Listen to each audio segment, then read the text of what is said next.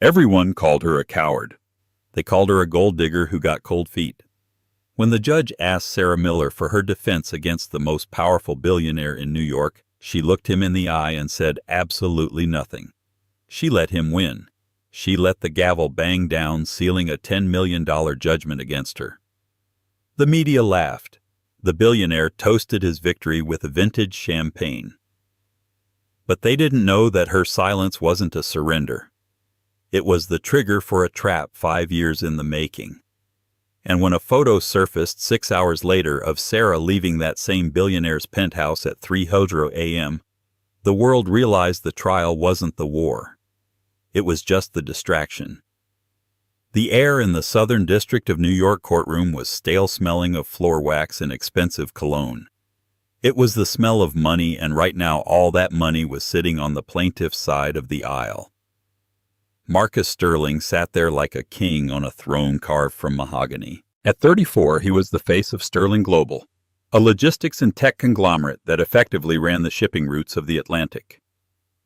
He wore a navy bespoke Brioni suit that cost more than most people's cars, and his posture was relaxed, almost bored. He tapped a gold fountain pen against the oak table, the rhythmic click, click, click echoing in the hushed room. On the other side sat Sarah Miller. She looked nothing like the monster Marcus's legal team had painted her to be in the press. She wore a simple gray blouse and black slacks off the rack from a department store, visibly worn at the hems. Her hair, a dull chestnut, was pulled back in a severe, messy bun. She looked tired. She looked like a waitress, which is exactly what she had been when she allegedly signed the non-disclosure agreement that Marcus was now suing her for breaching. "Ms. Miller," Judge Harrison boomed, looking over his spectacles, "this is your final opportunity, Mr. Sterling's legal team has presented irrefutable evidence that you attempted to sell private audio recordings to the New York Times. They have sued you for defamation and breach of contract for the sum of $10 million. Your court-appointed lawyer has advised you to speak. Do you have anything to say in your defense?" The courtroom held its breath. The reporters in the back row leaned forward, pens hovering over notepads. This was the moment. The Sterling versus the Help case had dominated the tabloids for weeks. Everyone expected Sarah to scream, to cry, to reveal some sordid affair, to beg for mercy. Sarah stood up slowly. Her chair scraped against the floor, a harsh sound in the quiet room. She looked at Judge Harrison. Then she slowly turned her head and locked eyes with Marcus Sterling. Marcus smirked. It was a subtle, cruel curling of his lip. His eyes, cold and blue, like glacial ice, dared her to speak. "Go ahead," his eyes said. "Try to fight me. I will bury you." Sarah's hands were trembling, but she clasped them together to hide it. She took a breath. Her lips parted, and then she closed them. She turned back to the judge and shook her head once. "Nothing?" the judge asked, incredulous. "Ms. Miller, a summary judgment will be entered against you. You will be liable for the full amount. This will bankrupt you. It will garnish your wages for the rest of your life." Sarah remained silent. She sat back down, staring at the grain of the wood on the table. Her lawyer, a sweating, overworked public defender named Silas, put his head in his hands. "Your Honor, my client is overwhelmed. We have no witnesses." "Very well." Judge Harrison sighed, banging the gavel. "Judgment for the plaintiff. Damages awarded in the sum of $10 million plus legal fees. Court is adjourned." The sound of the gavel was like a gunshot. Pandemonium broke out. Reporters shouted questions. Sarah, why didn't you speak?"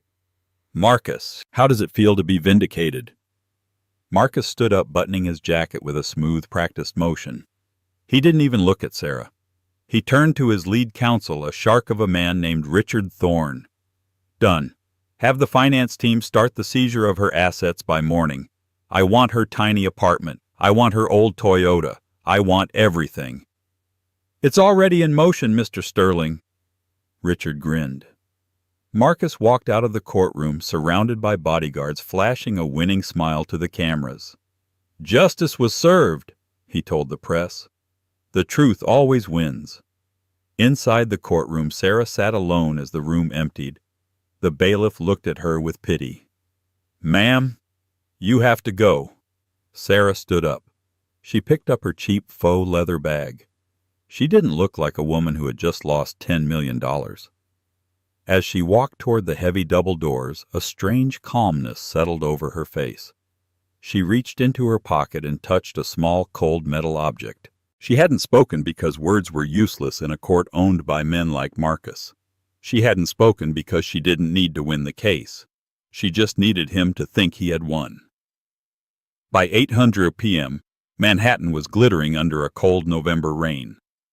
While Sarah Miller was presumably crying in a studio apartment somewhere in Queens, Marcus Sterling was celebrating at the Onyx Room, an exclusive members-only club on the top floor of the Hudson Yards Tower. The room was filled with the elite of New York. Tech moguls, real estate tycoons, and supermodels mingled under chandeliers made of black Swarovski crystals. The mood was electric. "To Marcus," shouted Tobias, a hedge fund manager who had gone to Yale with him. "The man who crushes leeches." Glasses clinked. Marcus took a sip of his scotch, a 50-year-old Macallan. He felt invincible. For 2 years, Sarah Miller had been a thorn in his side. A loose end from a summer he barely remembered. She had been a temp assistant or a waitress at one of his galas. He honestly couldn't recall the specifics of their meeting, only that she had claimed to have information that could ruin his merger with the Japanese tech giant Tanaka Corp. He had preemptively sued her to silence her. And today she had folded like a cheap lawn chair. "She didn't say a word." Richard, his lawyer, laughed, loosening his tie. "I've never seen anything like it. It's like she accepted her fate. The fear of God you put into people, Marcus.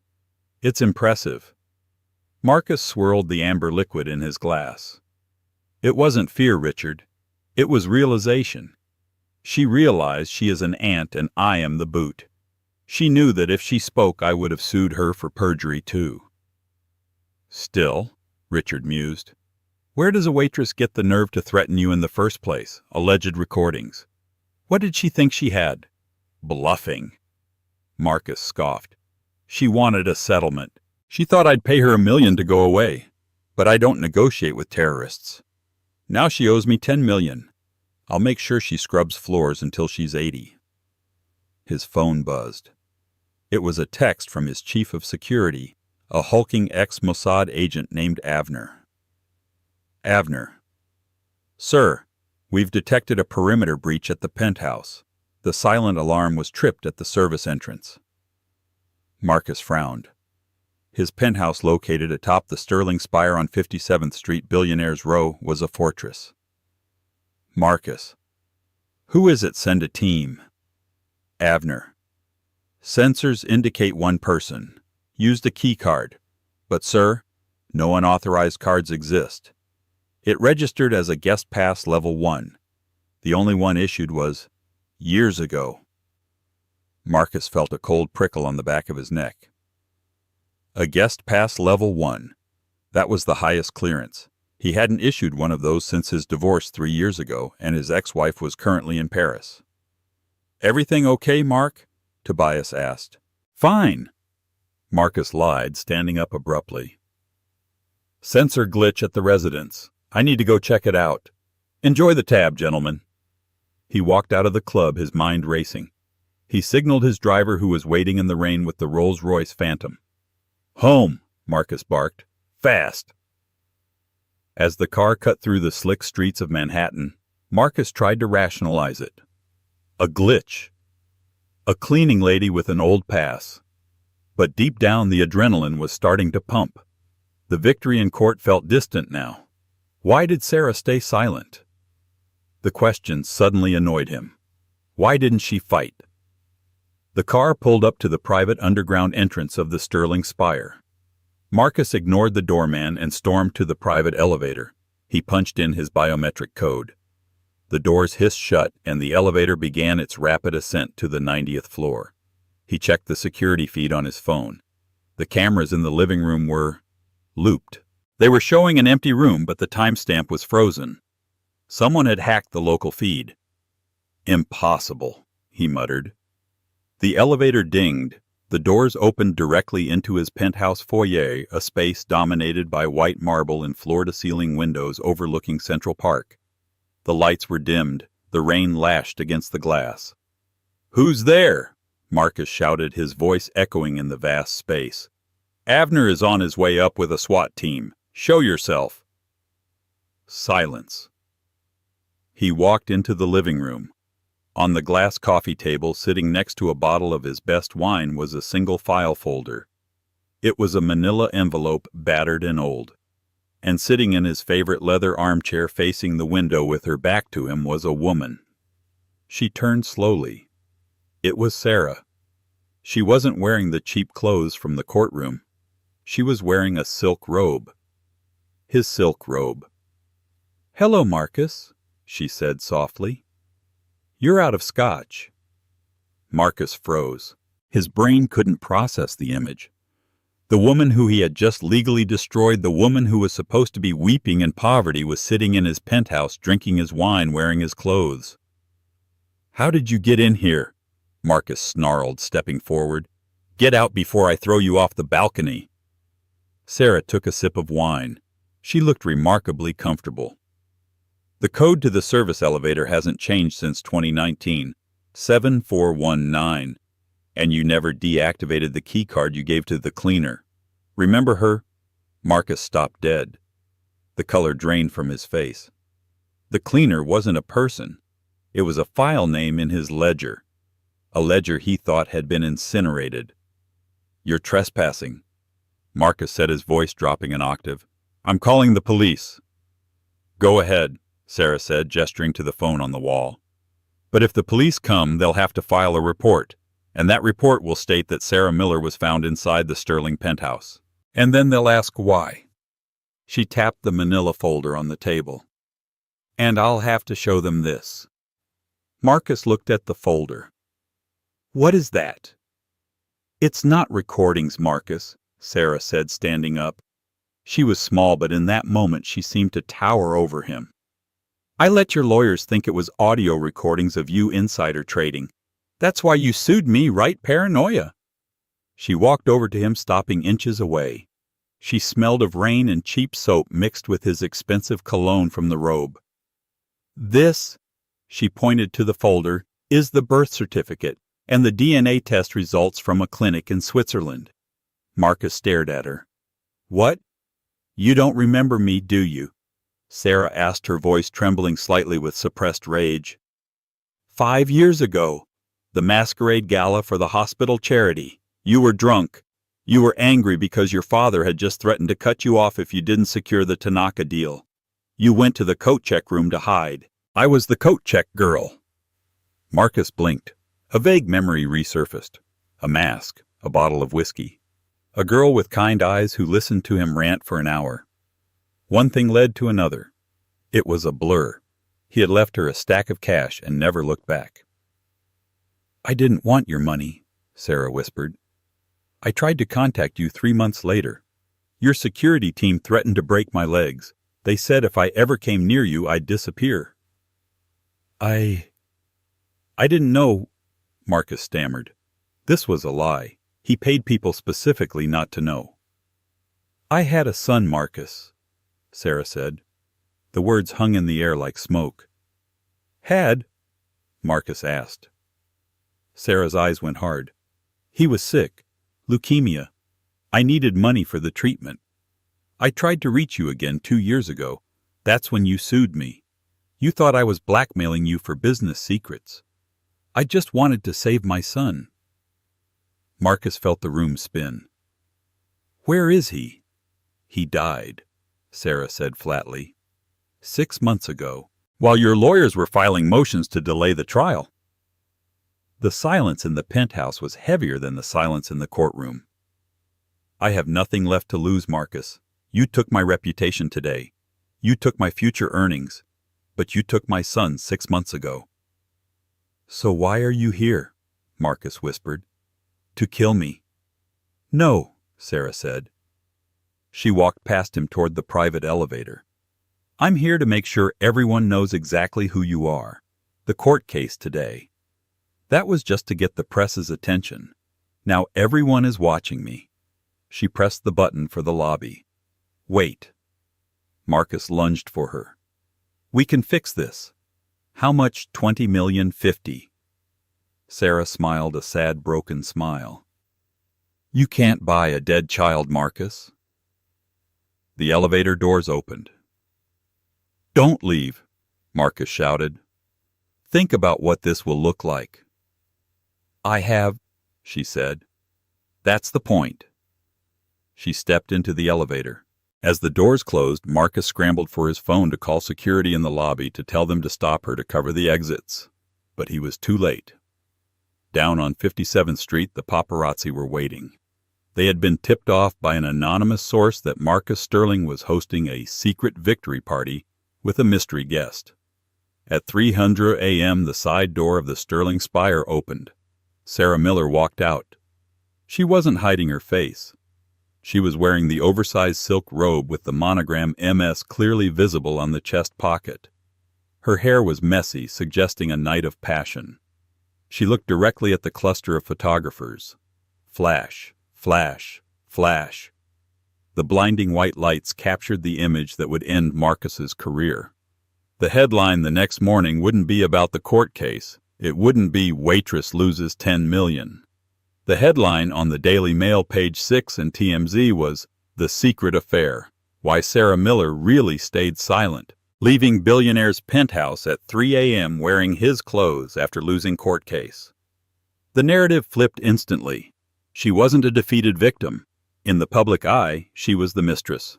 And Marcus Sterling had just sued his own lover in court, likely to hide the affair from his board of directors or a secret fiancé. The stock of Sterling Global dropped 12% in pre-market trading. And Sarah? She was sitting in a diner 3 blocks away watching the news on her phone eating pancakes. She hadn't told the world about the baby yet. That was for part 2 of her plan. First, she had to destroy his reputation as a businessman. By making it look like a chaotic, toxic affair, she made him look unstable. But back in the penthouse, Marcus was realizing something far worse. As he looked at the manila envelope she left behind, he realized it wasn't just a birth certificate. It was a transfer deed. When she was in the penthouse using his computer while waiting for him, she hadn't just changed the camera loop. She had accessed his private holding company, the one linked to the cleaner account, which still had her old biometrics attached to it. She hadn't transferred money. She had released all of the NDA contracts Sterling Global held with its employees. Every secret, every harassment claim, every safety violation cover-up Marcus had paid to hide over the last 10 years was now public domain. Sarah hadn't just lit a match. She had burned the whole castle down. The sun didn't rise over New York City the next morning. The flashbulbs did. By 7:00 a.m., the photo of Sarah Miller exiting the Sterling Spire in Marcus's silk robe had been shared 4 million times on Twitter. The caption was always some variation of, "He sued her for $10 in the morning and slept with her at night. Who is the real villain?" But inside the glass-walled war room of Sterling Global, the sex scandal was the least of their worries. Marcus sat at the head of the obsidian conference table. He hadn't slept. He was still wearing the trousers from the night before, though he had changed into a fresh white shirt that felt like a straitjacket. "The server logs are confirmed," Avner said, his voice grim. "At 8:42 p.m. last night, while you were confronting Ms. Miller, a command was executed from your personal terminal. It dissolved the encryption keys for the Human Resources Archive." "Speak plain English, Avner," Marcus snapped, rubbing his temples. "Every non-disclosure agreement we have signed in the last 10 years has been voided," Richard Thorne, the lawyer, said. He looked pale. And worse, she didn't just void them. She emailed a blast notification to every signatory. "We have 3,000 former employees waking up this morning to an email that says, 'You are free to speak.'" "Marcus Sterling." Marcus slammed his fist on the table. "She forged my signature." "Technically, no," Avner said. "She used your biometric login. Legally, you sent that email." The room fell silent. Then the phone started ringing. Not one phone, but all of them. The landlines, the cell phones of the executives, even the emergency line. "It's starting," Richard whispered. The floodgates had opened. By noon, the hashtags had shifted. Sterling Affair was replaced by Sterling Secrets. A former warehouse manager in Ohio went live on Facebook detailing how he was fired for reporting a mold infestation that was making workers sick. He had been paid $50,000 to sign an NDA. Now he was spilling everything. A former secretary in London tweeted about the time Marcus threw a stapler at an intern. A safety inspector in Dubai posted photos of cracked support beams on a Sterling cargo ship photos he had been sued to suppress. Sarah Miller hadn't just embarrassed Marcus, she had unleashed an army of ghosts. She had weaponized his own employees against him. At 2:00 p.m., the double doors of the boardroom swung open. It wasn't security. It was Arthur Pendleton. Arthur was the chairman of the board, a 70-year-old man with silver hair and eyes like a shark. He controlled the majority voting bloc of the shareholders. He walked in followed by 3 other board members. "Marcus," Arthur said, his voice deceptively calm. "You look terrible." "Arthur." Marcus stood up, buttoning his jacket. "I can explain. This is a coordinated attack. I have a security team tracing the hack." "Sit down," Arthur commanded. Marcus froze. He slowly sat back down. "We aren't here about the hack," Arthur said, placing a tablet on the table.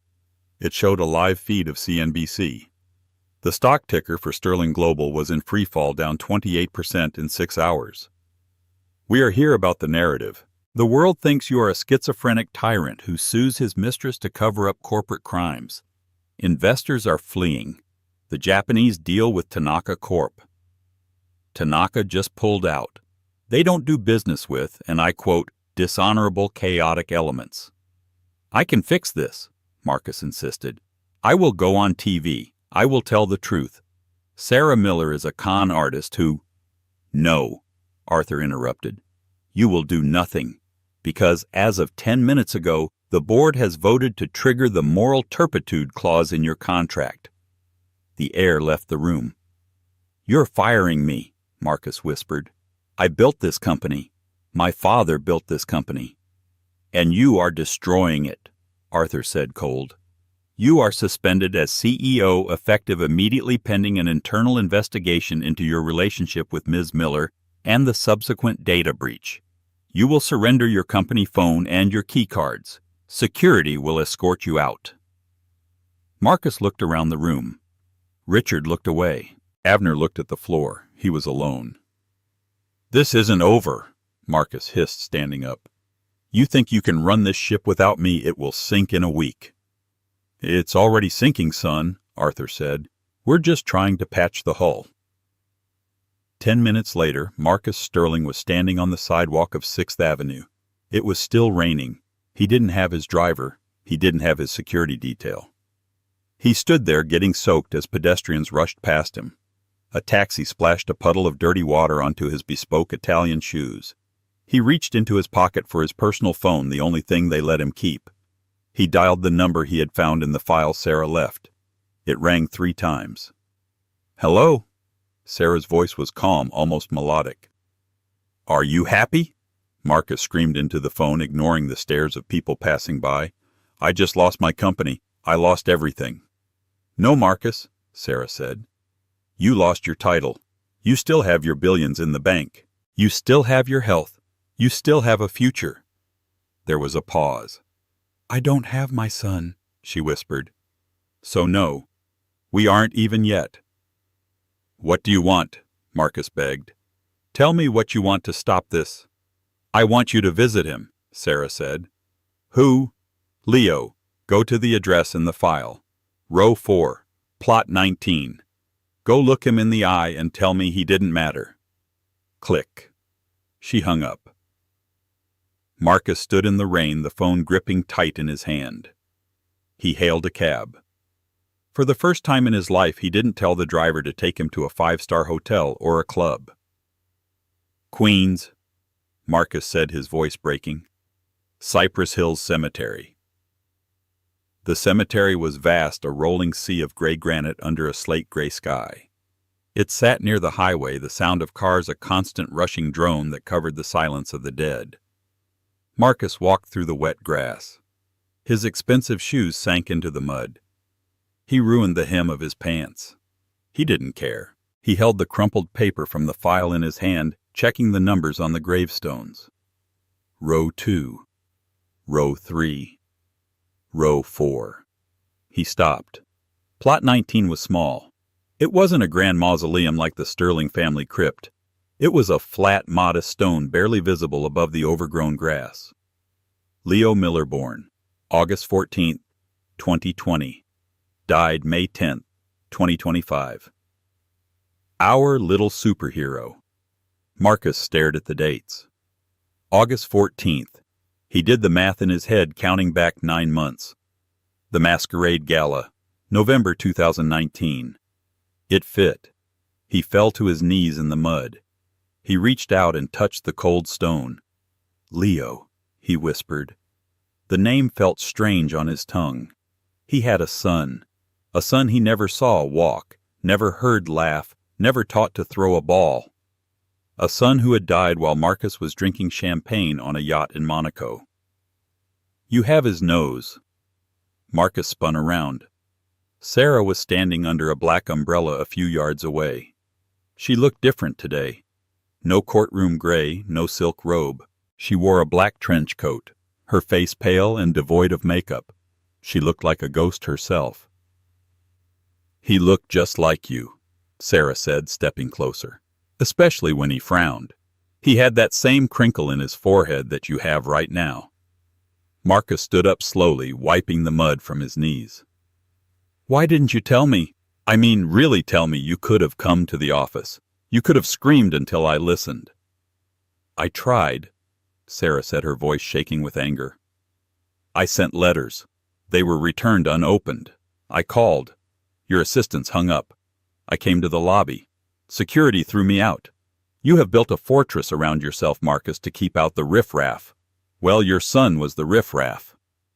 I would have paid, Marcus said, his voice cracking.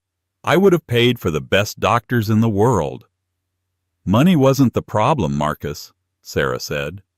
She reached into her coat pocket and pulled out another document. It was a letter on sterling global letterhead. She handed it to him. Marcus took it. It was a denial of coverage letter from Horizon Health, an insurance provider. What is this? Horizon Health is a subsidiary of Sterling Global, Sarah said. You bought them 3 years ago to cut costs on employee benefits. When Leo got sick, I had insurance through my job at the warehouse, your warehouse. The doctor said there was an experimental treatment in Zurich that could save him. It cost $200,000. Marcus's hands began to shake. I applied for coverage, Sarah continued, and Horizon Health denied it. They called it elective. They said the survival rate wasn't high enough to justify the cost to the shareholders. She pointed a finger at his chest. You didn't just ignore him, Marcus. Your policy killed him. Your algorithm decided my son wasn't a good investment. Marcus felt like he had been punched in the gut. He read the letter again. At the bottom, stamped in blue ink, was the signature of the approval officer. But at the very bottom in the footer was the company motto he had written himself, efficiency above all. He crumbled the paper in his fist. He looked down at the grave.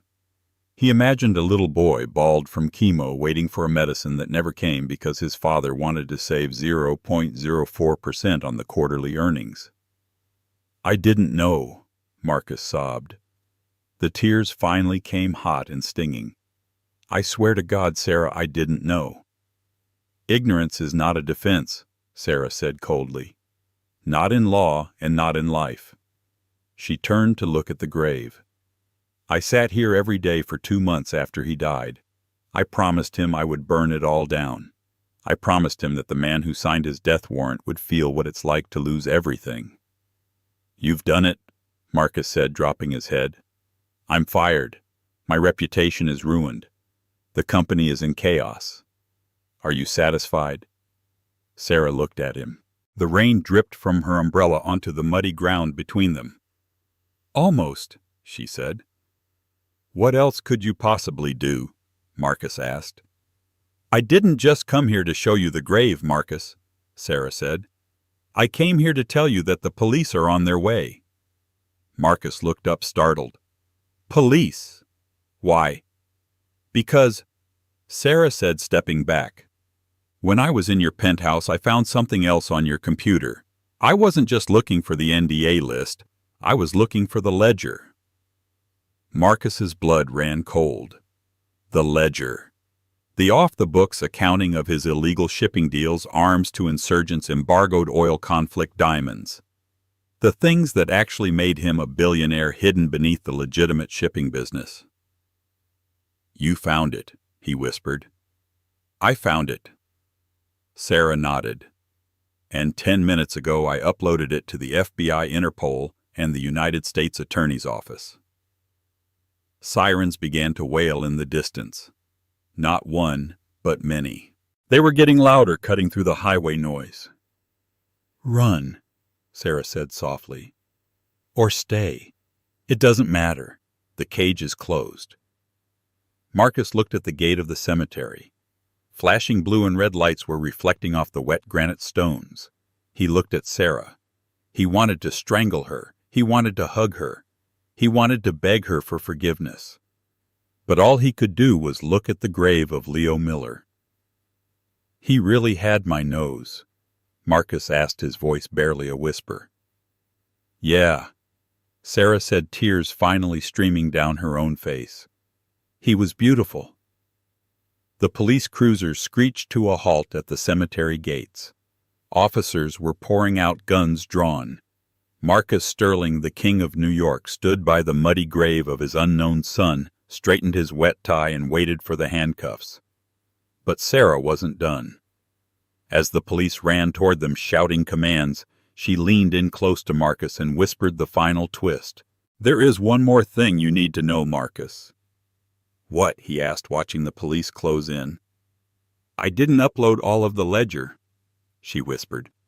I kept one page, the page that lists the offshore accounts where you keep your personal liquidity. The $3 billion you think you still have. She smiled, and it was terrifying. It's gone. I transferred it this morning. Every cent. To where? Marcus gasped. To a trust, she said. The Leo Miller Foundation for Pediatric Cancer Research. You just made the biggest charitable donation in history, Marcus. Congratulations. Hands in the air. Get on the ground. Now. The police were shouting. Marcus looked at Sarah one last time. He didn't feel anger anymore. He felt a strange, hollow lightness. He was broke. He was going to prison. He was hated by the world. He got down on his knees in the mud right next to his son. He raised his hands, and for the first time in 5 years he smiled. It was a broken, crazy smile. He had lost the game, but at least the money was finally going to the right place. 3 years later, the Federal Correctional Institution at Otisville was not a dungeon, but for a man who used to sleep on 1,000 thread-count Egyptian cotton, it was hell. Marcus Sterling, now inmate 74902B, sat on the edge of his bunk. The cell was 6 feet by 8 feet. The walls were painted a color that couldn't decide if it was gray or green, a hue designed by psychologists to induce passivity. He stared at the concrete floor. He had adjusted. The human animal is remarkably adaptable. The first 6 months were the hardest. The withdrawal from alcohol, the withdrawal from power, the withdrawal from the constant dopamine hit of checking stock prices. He had been beaten up twice in the showers, not because he was weak, but because he was Marcus Sterling. Everyone wanted a piece of the billionaire who had fallen. But after the first year, the beating stopped. He had nothing left to take. He was bankrupt. His lawyers had abandoned him. His family had publicly disowned him. He was just another number in a beige jumpsuit. "Sterling," the guard shouted, banging his baton against the bars. "Legal visit. Move it." Marcus frowned. He had no appeals pending. His public defender had stopped taking his calls a year ago. He stood up, shuffled to the door, turned around, and put his hands through the slot to be cuffed. The cold steel clicked against his wrists, the familiar weight of confinement. He was marched down the long, echoing corridor.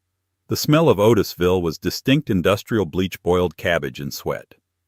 He kept his eyes on the floor. Eye contact was a currency he couldn't afford to spend. He was led into the visitation room. It was a sterile box with a plexiglass divider. On the other side sat a woman. Marcus stopped. It wasn't a lawyer.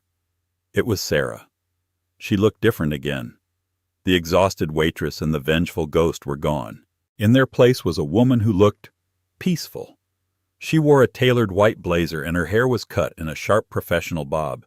She looked like a CEO. The guard shoved Marcus into the plastic chair and chained his cuffs to the table bolt. 30 minutes. Marcus rubbed his wrists. He looked at Sarah through the scratched glass. He picked up the black phone receiver. She picked up hers. "Hello, Marcus," she said. Her voice was clear, no longer trembling. "Sarah," he rasped. His voice was gravelly from disuse. He barely spoke to anyone these days. "To what do I owe the pleasure? Did you come to see if I've hanged myself yet?" "No," she said calmly. "I came to give you a report." "A report?" "The quarterlies," she said. She opened a leather briefcase and pressed a document against the glass. Marcus squinted. It was a financial report, but not for Sterling Global. The header read the Leo Miller Foundation. "Read the bottom line," she said. Marcus leaned in. "Total disbursements for FY 2027, $450,000. $450 million, Marcus whispered. "In 1 year. We opened the new wing at St. Jude's last month." Sarah said, a small smile playing on her lips. "It has 30 beds, state-of-the-art gene therapy units. We're treating children who were told they had 0% chance of survival. We're saving them, Marcus. We're saving them with your money." Marcus stared at the numbers. He felt a strange sensation in his chest. It wasn't anger. It wasn't regret. It was relief. "And the ledger?" Marcus asked. "The rest of the money, gone," she said. "Every penny of the $3 billion you had hidden in the Caymans has been liquidated. I built schools in Sudan. I funded clean water projects in Peru. I bankrolled a legal defense fund for whistleblowers in the corporate sector." She looked him dead in the eye. "You are the greatest philanthropist in modern history, Marcus. And nobody knows it but me." Marcus let out a dry, hacking laugh. "The irony is rich. I spent my life trying to be the richest man in the world, and I ended up doing the most good by losing everything." "Do you hate me?" Sarah asked. The question hung in the air heavy and thick. Marcus looked at his hands. They were rough now, calloused from working in the prison laundry. "I used to," he admitted. "The first year I fantasized about killing you. I planned it in my head every night. I thought about how I would strangle you for ruining my life." He looked up at her. "But then, I started reading the letters." "What letters?" Sarah asked. "The letters you sent me," Marcus said. "The ones the prison mailroom kept seizing but eventually let through. The letters from the parents." Sarah nodded slowly. She had forwarded him the thank you notes from the families the foundation had helped. "I read about a girl named Emily," Marcus said, his voice trembling. "She's 7. Same age Leo would have been. She got the treatment. She's in remission. Her mother wrote that they pray for the donor every night." Tears welled up in Marcus's eyes. "They pray for me, Sarah. They pray for the monster. They don't know who I am, but they are praying for my soul." He took a deep breath. "You didn't ruin my life, Sarah. You ended my life. The life of Marcus Sterling, the CEO, is over. He's dead. And honestly, he was a prick. I don't miss him." Sarah's eyes softened. "I didn't come here just to show you the numbers, Marcus." "Then why?" "Because I needed to know if it was enough," she whispered. "I've spent 3 years angry. I've spent 3 years executing this plan, moving the money, building the hospitals. I did it all for Leo. But every time I cut a ribbon or signed a check, I felt empty. I felt like I was still standing in that cemetery in the rain. Revenge is a cold meal, Marcus said. It's not revenge anymore, Sarah said. It's justice. But justice doesn't bring him back. No, Marcus said softly. Nothing does. They sat in silence for a long moment, the only sound the hum of the fluorescent lights and the distant clanging of metal doors. I have a parole hearing in 10 years, Marcus said. I'll be 50. I'll be an old ex-con with a felony record. You'll be free, Sarah said. Will I? Marcus asked. I have nowhere to go, no money, no friends. Sarah reached into her bag again. She pulled out a small white envelope. She didn't press it to the glass. She just held it. When you get out, she said, come to the foundation. We need someone to manage the logistics of the medical supply chain in sub-Saharan Africa. It pays minimum wage. The hours are terrible, and the boss is a woman who sued you for $10 million. Marcus stared at her. His mouth fell open slightly. You're offering me a job. I'm offering you a penance, Sarah corrected. You're good at logistics, Marcus. You're a genius at moving things from point A to point B. You use that genius to move weapons and drugs. I'm giving you a chance to use it to move vaccines and food. Marcus looked at the woman who had destroyed him. He saw the strength in her jaw, the pain in her eyes, and the mercy in her offer. He realized then that she was the only person in the world who actually knew him. She knew his sins. She knew his grief. And she was the only one offering him a path forward. I'll take it, Marcus whispered. Good, Sarah said. She stood up. I'll see you in 10 years, Marcus. Don't die in here. She turned to leave. Sarah, he called out. She stopped and looked back. Thank you, he said, for not saying anything in court. She smiled a genuine sad smile. I didn't have to, Marcus. Your silence spoke louder than I ever could. She walked out the heavy steel door. Marcus watched her go. For the first time in 3 years, he didn't feel like a prisoner. He felt like a man with a deadline. He hung up the phone. Time's up. The guard grunted, unlocking the cuff. Marcus stood up. He walked back to his cell with his head held high. He had 10 years to wait. But for the first time, he had something to wait for. The world had changed. Governments had fallen. Technologies had risen, and the name Sterling had largely been forgotten by the public. To the world, the Sterling scandal was a footnote in business history textbooks, a cautionary tale about hubris and corporate greed. But in a small, dusty village outside of Nairobi, Kenya, the name meant something else entirely. A white Land Rover bounced over the rutted dirt road, kicking up a cloud of red dust. It had the logo of the Leo Miller Foundation painted on the side, a silhouette of a small boy wearing a superhero cape. The Jeep skidded to a halt in front of a makeshift clinic. A crowd of villagers was already waiting, lining up for the monthly delivery of malaria medication and antiretrovirals. The driver's side door opened. A man stepped out. He was 50 years old now. His hair was completely gray, cut short and practical. His face was lined deeply by the sun and by years of hard living. He wore a faded khaki shirt, cargo pants, and work boots. He didn't look like a billionaire. He looked like a worker. Marcus Sterling grabbed a crate of medical supplies from the back of the Jeep.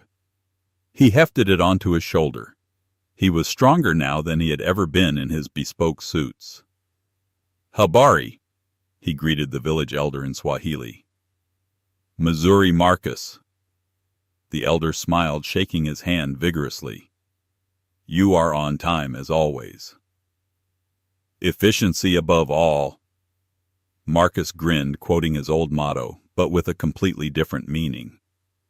He spent the next 4 hours unloading crates, checking inventory lists, and helping the doctors organize the distribution.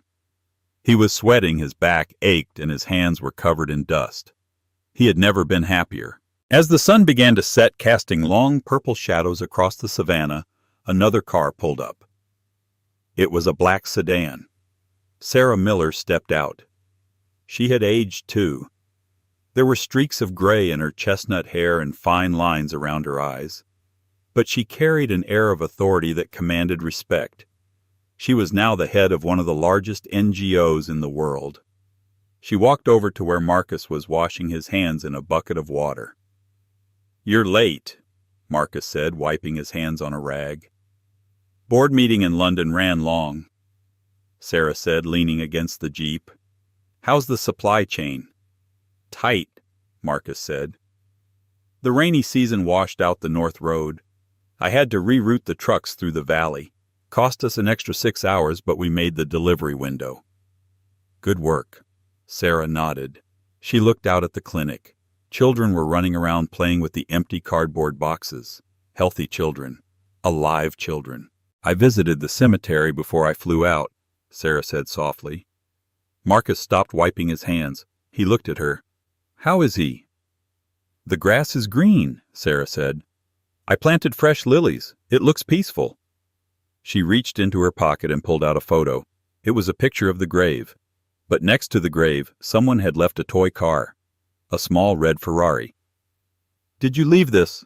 Sarah asked. Marcus smiled sheepishly. "I had a layover in New York last month. I stopped by. I thought he might like a fast car, like his dad used to." Sarah looked at the photo, then at Marcus. Her eyes were shimmering.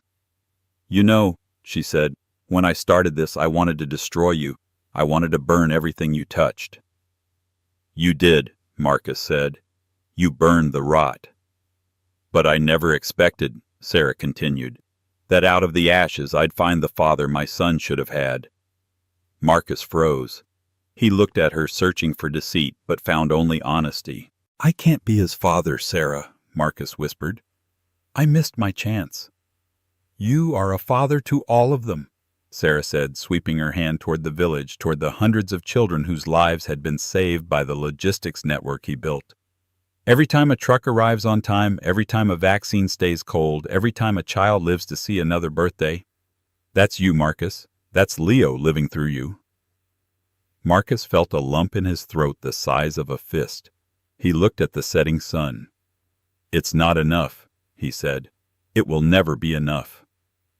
"No," Sarah agreed, standing next to him. "It won't, but it's all we have." She reached out and took his rough, calloused hand in hers. It was the first time they had touched since that night in the penthouse 10 years ago. "Ready for the next stop?" she asked. "Where are we going?"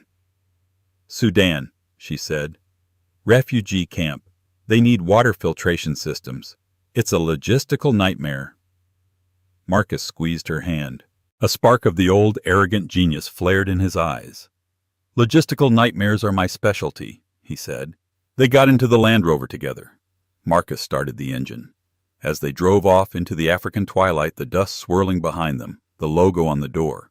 The silhouette of the boy in the cape seemed to fly. Back in New York, the Sterling spire still stood tall and cold, a monument to greed. But here in the dirt and the heat, the real legacy of Marcus Sterling was being built. One crate, 1 mile, 1 life at a time. The verdict was finally in. He was guilty, but he was also forgiven. And that is the story of Sarah Miller, and the silence that screamed louder than any words. It's a reminder that sometimes winning in court is the easy part. The real battle is what happens when the cameras turn off. Sarah proved that you don't need to shout to be heard, and you don't need a weapon to destroy an empire. Sometimes all you need is the truth and the patience to wait. If this story gave you chills, or if you think Marcus deserved his redemption arc, hit that like button right now. It really helps the channel. And tell me in the comments, would you have forgiven Marcus after 10 years, or would you have left him in that cell? Make sure to subscribe and ring the bell so you don't miss our next story. It involves a missing bride and a wedding dress found floating in a swimming pool. You won't want to miss it. Thanks for watching.